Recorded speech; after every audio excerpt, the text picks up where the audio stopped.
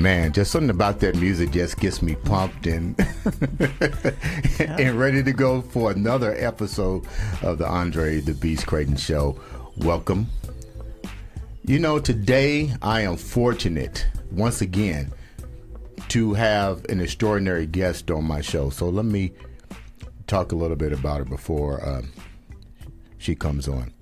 She's been in the anchoring industry, news anchoring, radio broadcasting for over 33 years. It doesn't mean that 33 years means that she's outdated. It means she brings a lot of experience to the table. We watched her for years. I watched her, idolized her skills, her attributes, and basically being a master of her craft by always staying in that beast frame of mind. She has been a pillar, and she still is a pillar to the community by helping out in the health-related areas, as well as impacting new and innovative things that this city needs.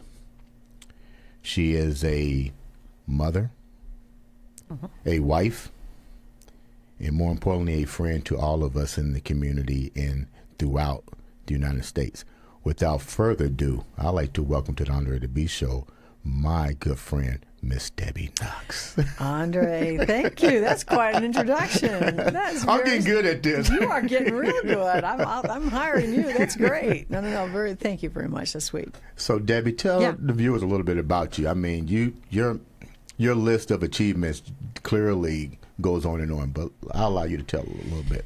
Well, professionally, just a real quick, backstory. So I graduated from Michigan back in the day. I went to work at Wham Radio, and where is that at? Wham Radio is in Ann Arbor. It's AAM, Ann Arbor, Michigan, and I was there, and I started on the radio, and I couldn't speak very well, and so I got a couple of lessons of trying to do better in speaking, and that worked. And I did some traffic work. Then moved on to WNDU up in South Bend, then over to the ABC affiliate SJV in Elkhart, and then 1980 moved to Indianapolis and went to work at Wish TV. And then took a year off in 2014, and then started at CBS4. CBS4. Your home of the Colts, yes, right. So yeah. So your career basically was in Michigan. So tell me a little about what went on in Michigan, and more importantly, why you left Michigan to come to Indiana. Michigan. Well, when I got out of college, I thought, well, I'm going to be a newspaper reporter, and that's a pencil and paper at the time, and just get out there and tough it out and talk to people, and it didn't happen that way. I was a cocktail waitress at the Ann Arbor Inn. And I wore a low neck sweater and a short skirt, and I got a job in a radio station. So that kind of got me going in broadcasting. I never really intended broadcasting, and that got me to the Wham Radio, and then and then my mother, who's working her magic, it was back in southern Lower Michigan, and she said, "Hey, there's a TV station that's hiring people. You ought to come down here and try out for the job," because radio, you're just going to make a certain amount of money. You're not going to make a whole ton of money, but so that's where I kind of got my direction. It was the opportunity at a restaurant where a radio station owner was. I was bringing him drinks, and he said, "Hey, girlie." That's usually how it starts with a drink. That's right. That's about right. How about you want to go to work for a radio station? I said, "Sure. Yeah, that would be great." So, but there was a career thought about long before radio and broadcasting too. Let's talk about the ski trips. Oh, and the cocktail drinks there. Yeah, that's right. Yeah, there was get right down to it. So so I started in Michigan, but then I decided that I wanted to live in Colorado for a couple of years. And that's kind of related to old boyfriends and stuff like that more than you want to know. Well, the viewers might want to know. But yeah, so I moved out there, and then I thought, gosh, I got to get back into school because I was I was working for a physician out there and rediscovered my ski roots, you know. So I started skiing out in Breckenridge and skiing in Vail. I'm skiing out there. You ski a lot because it's the slopes are just so long. So I got pretty good at it, and I thought I was pretty good. And I started exploring the idea of becoming a ski patrol, which you have to become an EMT or paramedic. It's a much bigger deal than just, hey, I can ski really well. So that went on the back burner. But I love skiing, and I haven't done it for a couple of years because I just haven't been out there. But that is probably my favorite sport in terms of my own personal abilities. You know, my dad was always like, "You can't do anything because you're a woman," you know, and I said, "Oh, wait a minute," you know. So and he's old school, very old school. So and he was a skier, and then when I learned to ski, he had new respect for me, and that was almost part of my reason for like wanting to get good at it. You learned how to ski in Michigan? Learned in Michigan, but got good at it in Colorado. Okay. How long were you in Colorado? A couple of years, 2.5 years. So it's just, you know, but when you're going every weekend. And it's easy to get to Vail from Denver or Boulder, and then you went from Colorado to back to Ann Arbor, where I then graduated from Michigan, and then I worked at the radio station there, and then it was on to TV. So then your career boosted Channel 8. It was, from South Bend and Elkhart, I got to Indianapolis in 1980, and I got a job. Lee Giles hired me, God love him, and that started me. And I started on the noon news at Wish TV and doing reporting. How did you wind up becoming the anchor, though? How long did it take to become the anchor at Channel 8? It took maybe about a year or so. There was a woman by the name of Carol Krause that nobody knows probably anymore, but I remember. She's good, very good reporter and very good anchor, and she had a boyfriend that was working in Chicago at WBBM TV, and she left to be with him, and so the opening was there, and I just walked right in and started doing the early news, and just sort of was working with Mike Ahern and me, and went on from 5 to 6, and then 6 to the 11. So were you nervous? I mean, because did you have this experience to go right into that seat? I had some experience, but certainly not at the level of, you know, thinking I was really ready for it. But I was watching other people at that point, like people like Jane Pauley, who was from Indianapolis. And Jane was kind of like a big icon for me at the time, because I saw her bounce from IU to Wish TV to MAQ. She was at Wish TV? She was at Wish TV. Yeah, Lee Giles hired her. That's his claim to fame. And then she went to MAQ in Chicago, and then to the Today Show. Is there a reason he didn't hire David Letterman? You know, David Letterman worked at THR. He did work, but we just didn't have an opening, I'm guessing. But Letterman was, he's another Indianapolis guy. Now, you're being the head news person for Channel 8, you had a longevity there for 33 years. Right, I was at Wish TV for 33 years. What were some of the most memorable moments you had there? It probably, it depends on what you're talking about. I had great moments with Mike Ahern. He was a funny guy and a good newsman, and I learned a lot from him, and I got to hang with him, and I got to meet a lot of interesting people along the way. I did a lot of interesting interviews with people along the way. I interviewed, Mrs. Bush, George W. Bush's mother. People along the way that, were fun to meet. Patty did a lot of entertainment kinds of people. Early on, I was doing some of that, but she really was much better and took over that kind of thing. But I just did a lot of interviews. George Bush's mother is a real tough cookie, I discovered. What do you mean by cookie? I thought I could just say, hey, I could make a criticism of her, hey, what about this about your husband? And it was George Sr. at the time. And she looked at me in the eye and it was like, you are not messing with my husband. And I could just see this very grandmotherly look with the pearls and the gray hair, and then something very tough on the inside. And I could feel it radiate. I felt the same thing with Hillary Clinton. I interviewed Hillary Clinton when she was running for president back in 2008 when Obama was. I interviewed Obama a couple of times too, but she was that kind of tough. I'll answer your question, but just hardness there that you aren't going to get past it. She's ready to fight, sort of thing. So speaking of the different presidents and different people that you interview, what is your stance so far with the way the government and so forth has changed, without getting too technical? How it's just where we are politically right now? Yeah. Well, obviously very divided, and I'm hoping that it doesn't take a disaster for us to come together. It was 9/11.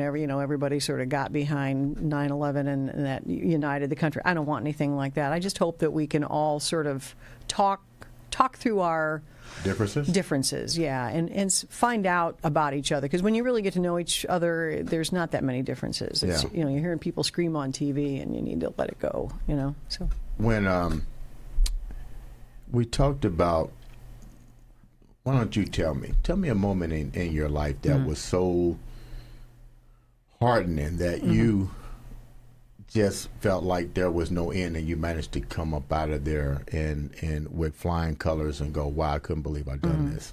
We've all had those moments. Yeah, you bet. I've had a number of them, and the one that comes to mind was when I was living in Elkhart, and I knew I had to grow my career. I knew I had to Elkhart and South Bend are lovely places, but it's small market, and you're not going to be able to grow the way you'd like to professionally. And so I started, down the road of, sending out tapes, and then and trying to get a job and an interview with another TV station, and I got rejected a number of times. And I got, I started sending money to Jim and Tammy Faye Baker, and Finding God on TV, but it was, it was because I was.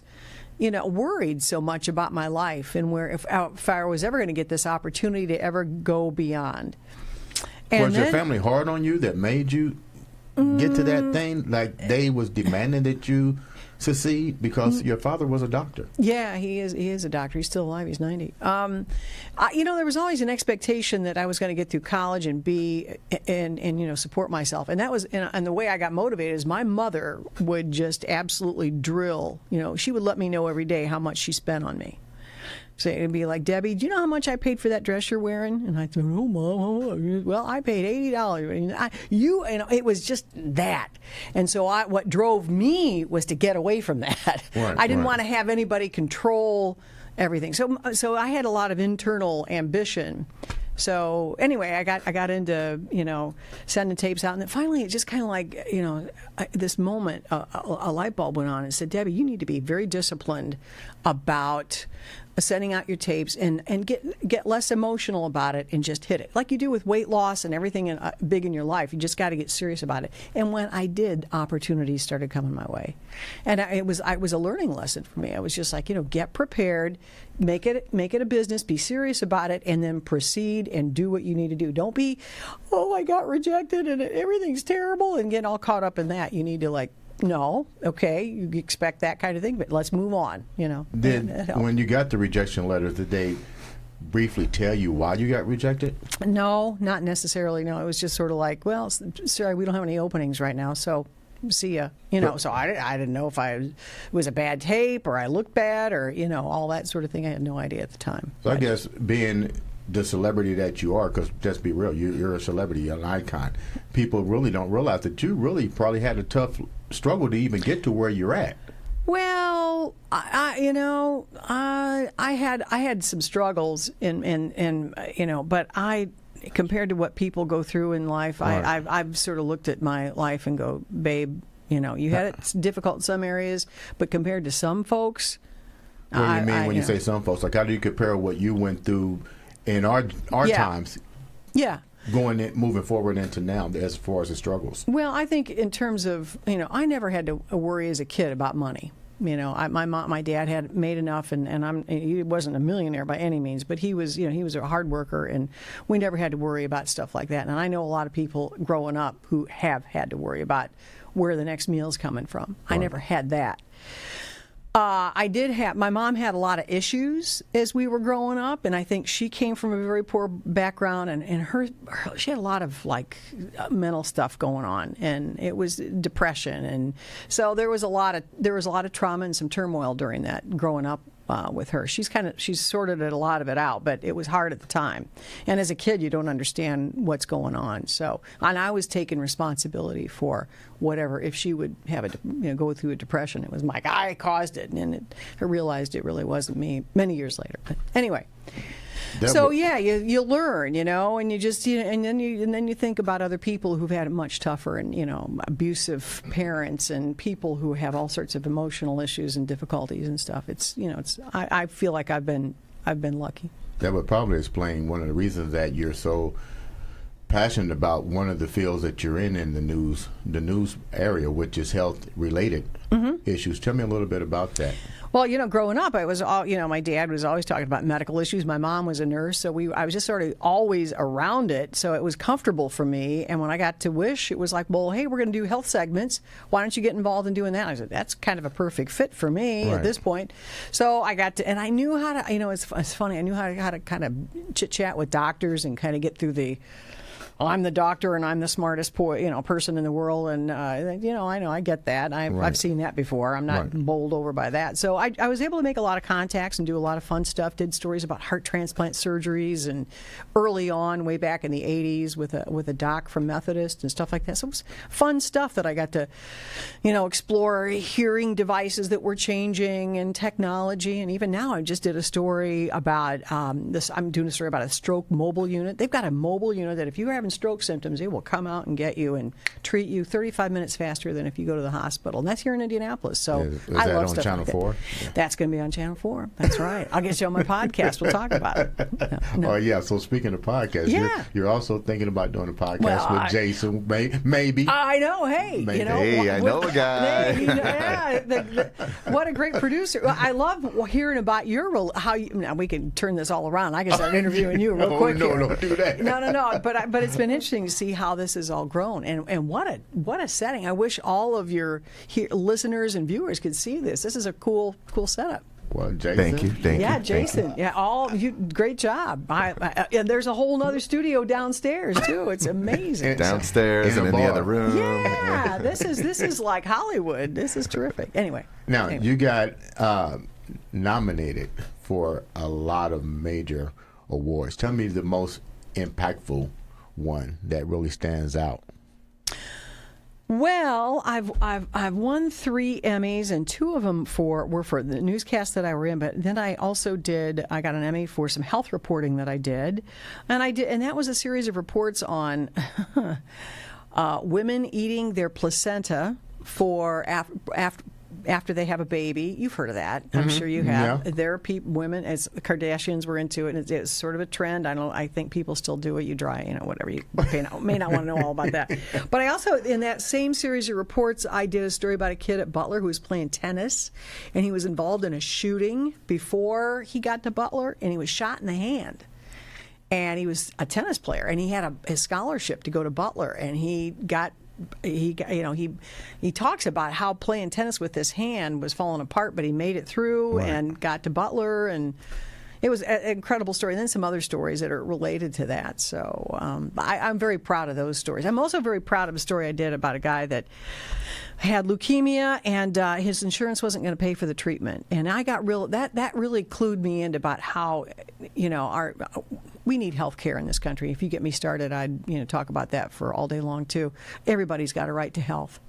And everybody, I know it's an expensive thing, but everywhere else in the world, the industrialized countries have some form of a basic health care package for people. And I think we need to go in that direction. I know people have issues with it and the expense, and I get it. There's a lot of stuff to work out. I thought Obamacare was going down the right road. So, and I did a story about a guy that his family went to bat for him because he heard he had leukemia, and the insurance company saying, we're not paying for any more treatments, and this poor guy's dying.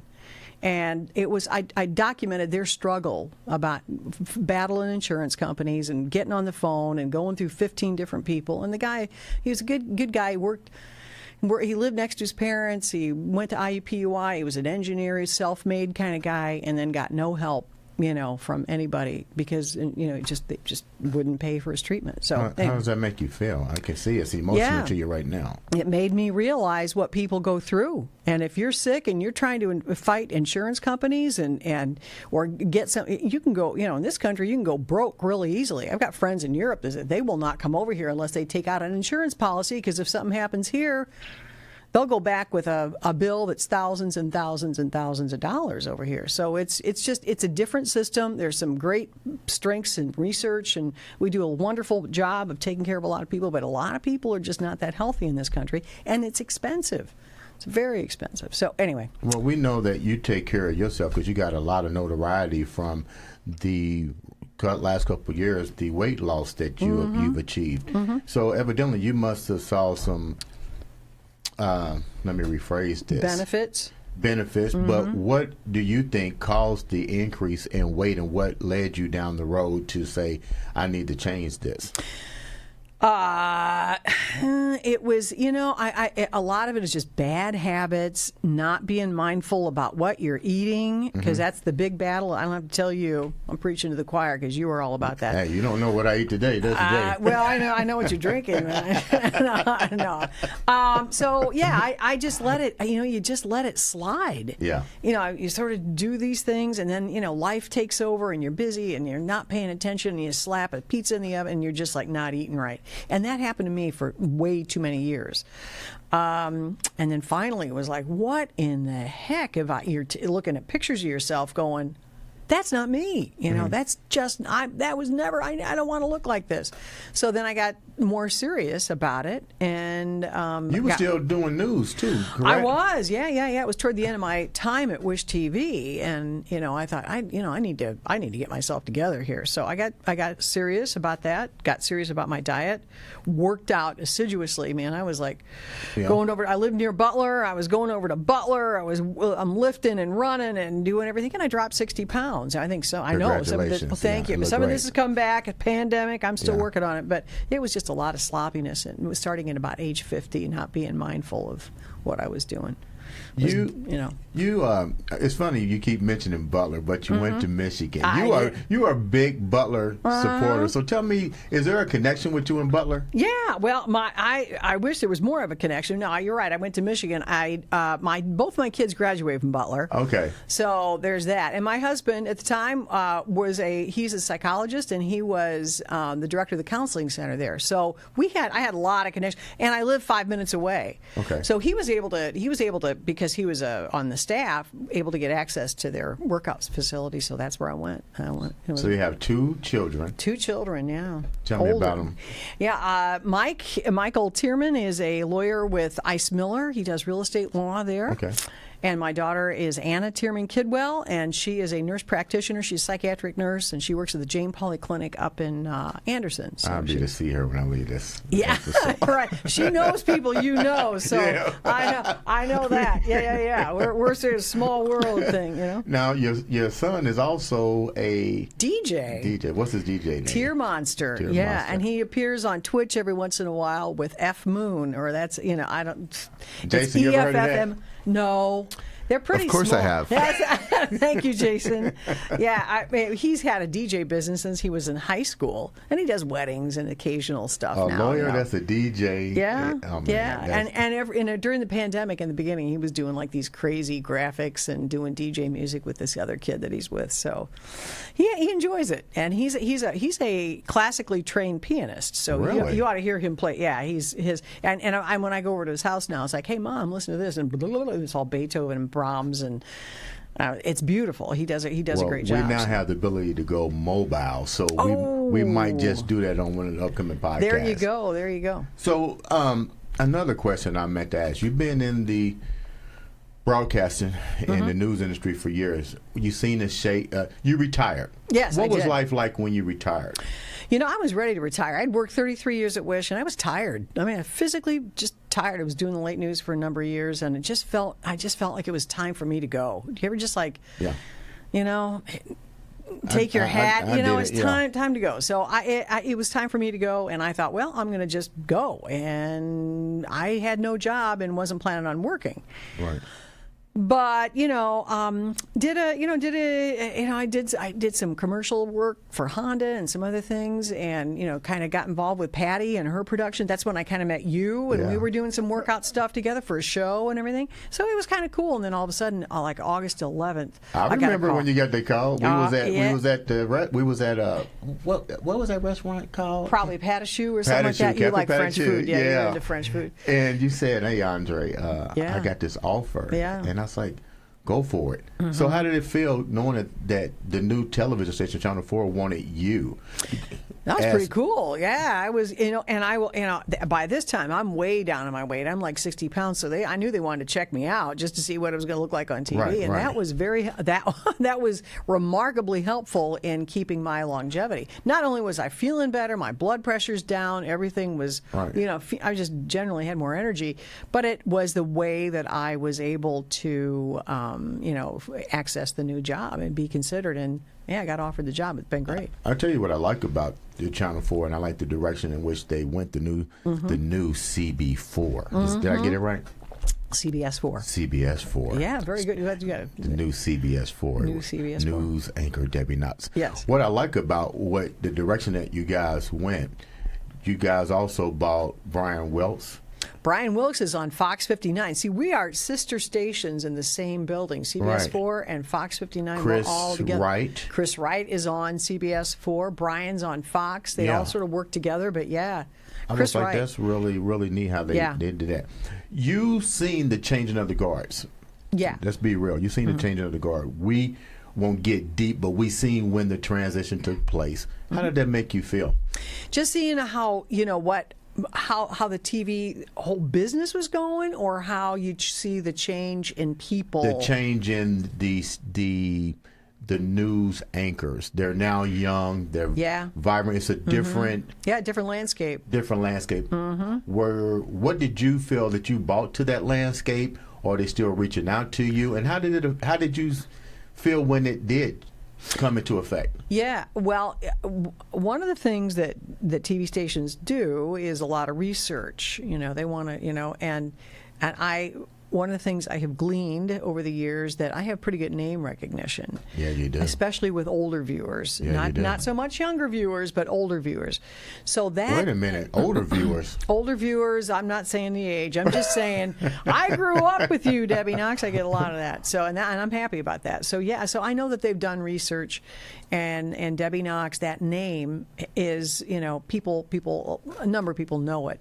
And it's hard in the TV business to get your name out. It takes a long time. I've been here for X amount of years. So that's been the thing that has helped me through this transition and watching, because I look at these young kids coming up, and they're smart and they're hardworking, and they got to edit and write, and they're called MMJs, and they work their butts off, and I'm impressed. I worked hard too.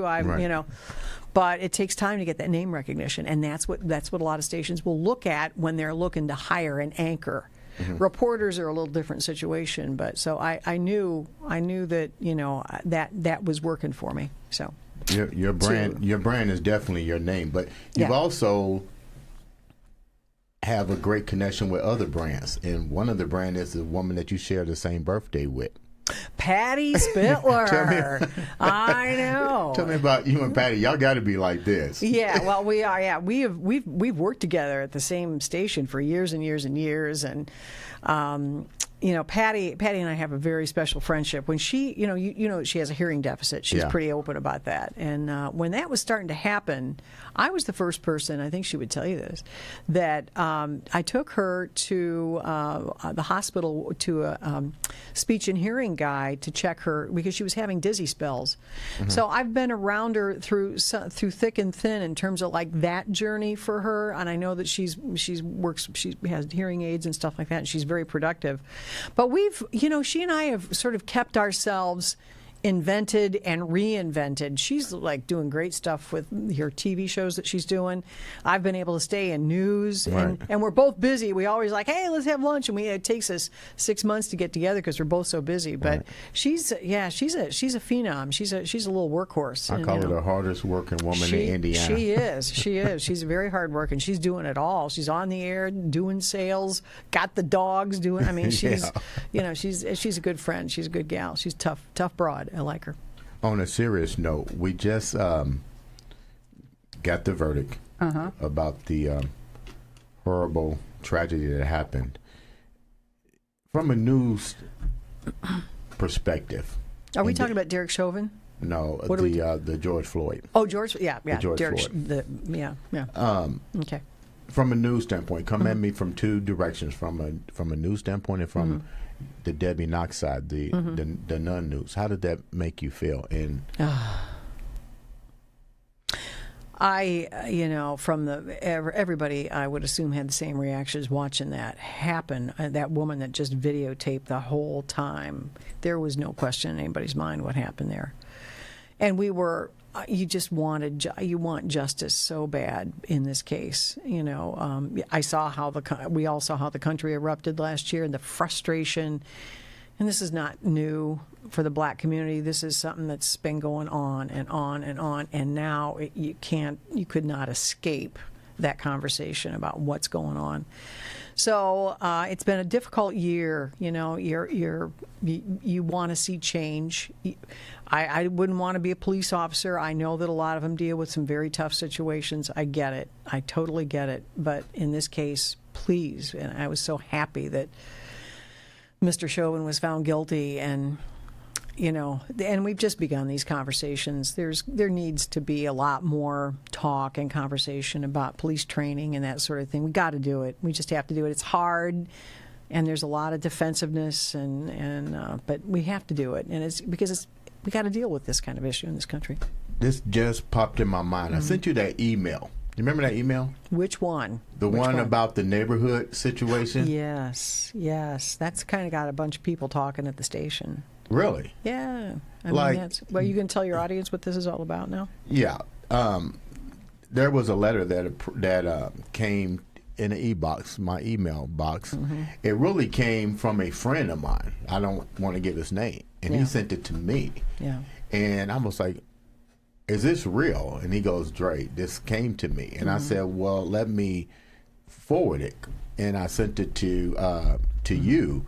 And the letter dealt with somebody that was a little upset about the number of minorities that was moving into their neighborhood, and suggested that since the insertion of the minorities, the property values was going down, and vandalism and crime had increased in their neighborhood. I won't mention the neighborhood because I don't want to do that. But it really shocking. It shocked me. In this day and age, what was your impression when I sent that to you? Shocked, and I sent that right onto our assignment desk and said, "Hey," and we've had several conversations about how to cover that. Now you have to have people like you that would want to get involved, or somebody that's familiar with the neighborhood and chatting. I mean, I think, and it's hard because, like you say, you don't want to give away. You don't want to start something to make it worse. I don't want to add more fuel to the fire. That thing you sent, that message you sent me was shocking. It's people making allegations and assumptions, and it's evil stuff. Do we really know our neighbors? That's the big question. That's a very good question. Yeah, that's do right. we really know them? And do they know? Yeah.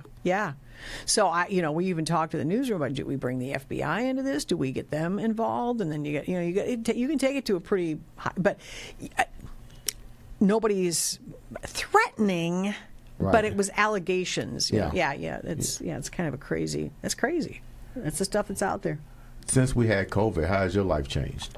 Well, I have got my Moderna vaccine all put away. I'm good to go. I got mine the 21st. What'd you get, Pfizer or Moderna? Moderna. Yeah, Moderna. Yeah. No, I got Pfizer. Did you get Pfizer? Is that the two? Yeah, both of them are two, yeah. Pfizer and Moderna. But, Pfizer's the first one that was out there, and then Moderna was right next to it. Yeah, it was terrible. It kicked my butt on the second one. Did you? I was sick. The second one, I don't say that I really felt anything I didn't feel because I work out. I guess it didn't have that much effect. Yeah. The muscle stiffness was definitely there, but I was already used to the muscle stiffness, but I can clearly tell. I did sleep a lot. Other than that, it was fine. I'm knock on wood. There's nothing else. What's your take on that? You think everybody should get it? Because we got a lot of people that are skeptical right now. I know. Isn't it amazing to find out how many? I got a lot of people at work that are like, no, I don't think so. I was like, really? And I don't know. It's there's people who just, and I had this initially. It's like, you mean they're going to develop a vaccine that normally takes years to make? Yeah. They're going to do it in 10, 11 months? Really? Do we really understand all the? But I don't want COVID. Have you ever seen? I've seen. We've done enough stories about people with COVID, and I don't want that. So I had a client who, naturally I can't give their name, but she told me her story. Her sister went to the hospital during right when we went to lockdown in February, and she drove herself to the hospital before they start saying you can't get out and stuff, and she went in. Wasn't feeling good. Yep. Never came out. That'll do it. Never came out. Yeah, I mean it's serious. This is not the flu. The mortality rate is much higher for COVID. There's just been it's been a lot of misinformation, and you got people saying anything they want about it early on, and people are. It's hard to overcome that fear. You as a news reporter, and you specialize in the health department. How is your station addressing the issue to remove those things? And I would trust you because this is something that you do, but we are still afraid of the newscasters. What are you doing as far as your part to make sure that people get accurate information and so forth with this? Because let's get real, it's not over. I think people think because there's a vaccine that it's over. No, it's not over yet. And there's variants. There's now a new Texas variant that's out there, and it's more communicable. Yeah, what we have tried to do all along is just give out the facts from a scientific standpoint. We have deliberately stayed out of the politics. You find the politics and the opinions more on social media. You find it on certain stations. Right. But, we have just said, here's the facts. We've done specials. Now, I think 3 or 4 specials now concerning COVID and the facts, and talking to doctors and talking to nurses and talking to healthcare workers, people that are on the front lines, and really getting their opinions. And the science is on the side of getting this vaccine. And people can have questions about it, but there's a lot of information that is good information at this point. And don't believe all the craziness you might see online and social media. You got to stay with the science part of it. Just protect yourself. My mom had COVID too, really, and she survived. My mother, I cannot. She is bulletproof. I'm telling you, she's 92 years old. Remember what she said? I bought that dress. Yeah, that's right. I bought that dress. I said, okay, I know, I got it. I'm going to go to work. I'm going to get a job. Yeah. So yeah, she's a tough cookie. She got through it. But she was treated. She can go to a ventilator and do all that stuff. They got better treatments for it now. So. On a lighter note, let's talk about my friend. And I want to give a special thanks to her for always getting the Beast hoodies and the Beast attire. Your sister. Yeah. Your twin. My sister, yeah, a little younger than me, but yeah. She put on your shirt. She got. I think she would tell you that she went through kind of a period because she's helps my mom and dad quite a bit up in Naperville, and just got one of these things kind of let it go, and then finally it just hits, and she decided to get real serious about losing weight, and she's lifting and working out every day, and getting outside, and she's made a lifestyle change and very happy about it. Just back from Hollywood, she was assistant directing a show out there for Disney. So what's the name of the show? Are you allowed to tell? I think it's Bonked or Brunked. It's it's some kids show on the Disney spec. I should know, but I could look it up, but it's one of her shows. It's a kids show on Disney. I know that. How close are you two? We're real close. We're really close. She's lived in California most of her life, but she's been now in Chicago and been there for a number of years. So we grew up together, you know. She was my little sis, and I sort of looked out for her. And she's got her life story too, and the whole Hollywood thing, and how many people she's met. Burt Reynolds. She's got a lot of good stories for you, you know. I read. She won't return my phone calls. I'll get her up here sometime, or I'll get her down here from Chicago. She'll be on your show sometime. So on the lighter side, before we wrap up, yep. I'm going to ask 2 questions before we wrap up, and I'm going to close it off with my favorite one that you don't know is a surprise. Uh-oh. Here we go. The show is Beast, and we know that Beast isn't always going into beast mode, but Beast is a state of mind, and how do you keep moving forward? We went through pandemics where we're dealing with racial inequality. We're dealing with so many issues right now, worldwide pandemics, you name it. People feel like that they're not being treated fairly. What, in your sense, in that Beast frame of mind, what would you do differently to the world? What would you do, or what can you say that will make a difference to people? Well, you know, I guess you have to kind of look at history a bit, and people have been through some tough times. And when you look at history, you look at the history of African Americans, you look at the history of just history in general. And people get through because they've got a beast frame of mind. They're going to be tougher than what they see the problem as, right. and they get inventive about ways to get to their goals. And that's what you got to do. You can't give up. You got to keep moving forward, you know, and you're going to have a few setbacks and sit around and, oh, pity me, and things aren't working, and my life. Those are temporary issues. You're on a permanent path to success and making yourself happy and those people around you. We just all want to be happy, right? I mean, isn't that kind of a goal? And sometimes you get thrown off your path. And no, that's part of life. It is part of life. You're going to have problems. And it makes you better if you go forward in a positive way, and talk with people like you, Andre. Talk with people who can motivate you if you're in a slump, because that helped me a lot, to just like somebody to kind of believe in me a bit and say, you know what, you can lose 60 pounds, you can make it if you just do this, and this, and then get serious about it.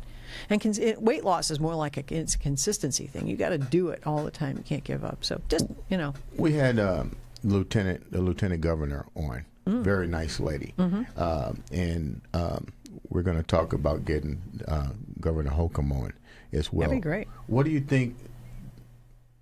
How do you think their roles have been with addressing the issues here in our hometown? Because I think they've done a great job. I do too. I agree with you. I think Governor Holcomb and Dr. Box have been on. They've been online. I think they're not doing this anymore, but for almost a year, getting on TV on Wednesdays at 2:30 and talking to people about COVID and what their strategy is and what's happening with it and what they're doing. I think he's been great. I've really admired his leadership. I think he's done a wonderful job. Dr. Box as well. So, you know, they're trying to be transparent. They've told us when things are a problem. They've told us when the vaccines were going to be available. They said how they were going to do it. They want to get the oldest people vaccinated first because they're the most vulnerable.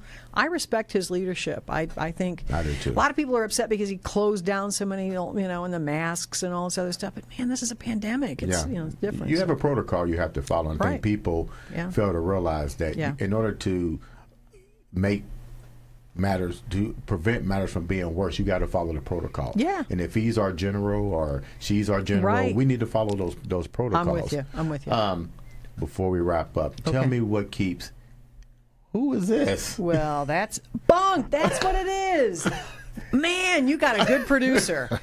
Boom. You are on it. That is the show. Bunked. Okay. You're right. So this is your sister's. Now, that's not her. That's not my sister, but this is, as you know, you've seen her. Yeah. This is the show that she's assistant director for one of the segments that they did, one of the shows they did. Yeah, it's called Bunked on Disney. So make sure we tune into that. And Debby Knox's sister, what's her name? It's Lisa Knox Nervig, Nervig. Make sure you guys follow her on social media and watch this show. I'm definitely. What's it about? Do you know anything about it? No, I don't know. Don't ask me. I have no idea. Well, we're gonna have her on the show, and she can talk about Bunked. Right? She'll promote this. It needs a little promotion. Yeah, because I couldn't even remember it. So Thanks, Jason. Good looking out. Yeah, that was great. Good job. Bunked. So on a lighter note, before we wrap up, tell me what makes Debby Knox happy. It keeps you in that beast frame of mind. You know, what makes you get up every day and go, you know what, I'm glad to wake up today. Yeah.